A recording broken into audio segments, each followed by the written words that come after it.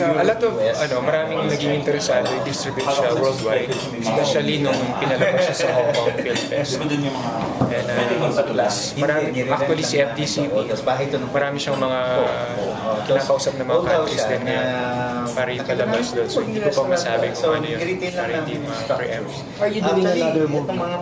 I was part of Sugo, Felix Mula. But for now, I don't know friends. Will you be there? Hopefully, pero may kasi kami, yung musical play, Between Mo Lang Ningning. So may rehearsal kami. So, ito yung execution 6 p.m. January. Starts this October 8 hanggang January. Every Thursday, Friday, Saturday. Hindi, akala ko talaga sabi sa'yo. Hindi, kasi napanood ko sa movie. Tapos sinabi niya yung line na yun. Then na-internalize ko yung meaning niya because of this film. So before, I was thinking, and may iba may doubt kung kaya ko. Pero ako mismo, and sila direct mismo nasabi nila that I can do it. Mas na-develop yung confidence ko sa sarili. I can. Akala nila K-pop. Akala nila kalahi ka nila. Oo, nung kasi nag-red carpet. Tapos in-interview, may mga... Puri ako siya. Suwi ka lang Ako nika ka rin. Sinagot ko lang, anya nga sa'yo. Anya nga sa'yo. Kansahamnida. Thank you. Hello, kumusta kayo? Tapos ang kansahamnida, thank you. Magkita kami kanina. Yan ang talaga ang sinabi mo. Anya nga sa'yo. React naman sila. Alam yun? English. Sabi ko.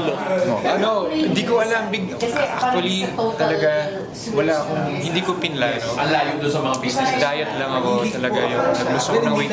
Before, I was 190 pounds. Ngayon, I'm 155. Dati ilan?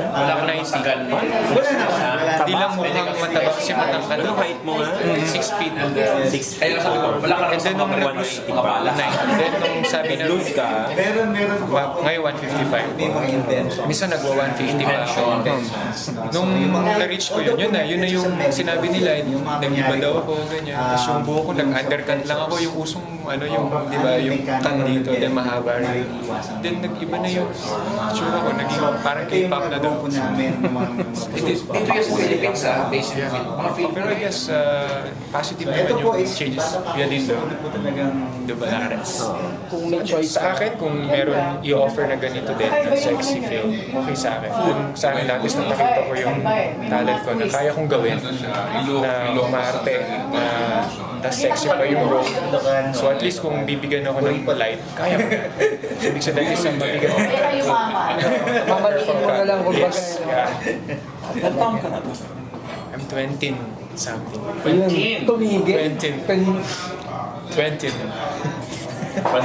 Huwag natin, siguro huwag natin tanong yung I just released my new album, Songs of Love, under Universal. Kailan nga, this year lang ba yan? Yeah, last Ako October. everyday, mainit na Last October, namin ni-release. Sa radio, then na-release siya sa store first quarter of this year. Universal. Distribution. sasabihin lang daw natin. Pero Easter eggs din.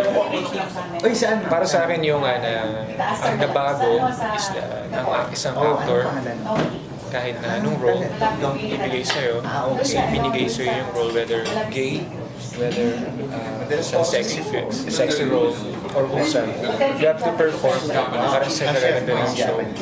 And doon mo mapapanindigan yung isang actor. Kasi before, kumakanta lang ako eh. So medyo minsan, hindi ako masyadong game sa masyadong sexy scene. Pero ito, naibigay ko eh. So, kaya ko. Yes, straight. Pero, na-inlove ako. Akala ko babae. Bandang huli. Di ba, sa trailer, sino ka ba talaga? Sino ka? Special partner.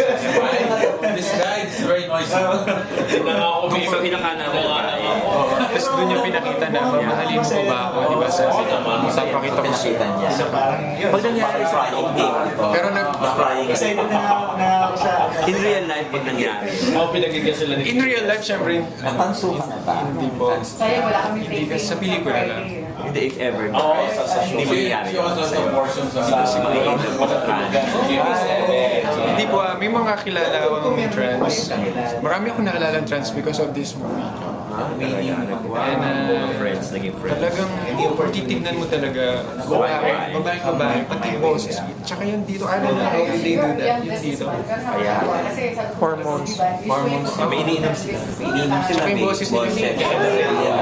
Layo eh. Wala na yun, na-shape yung vocal cords.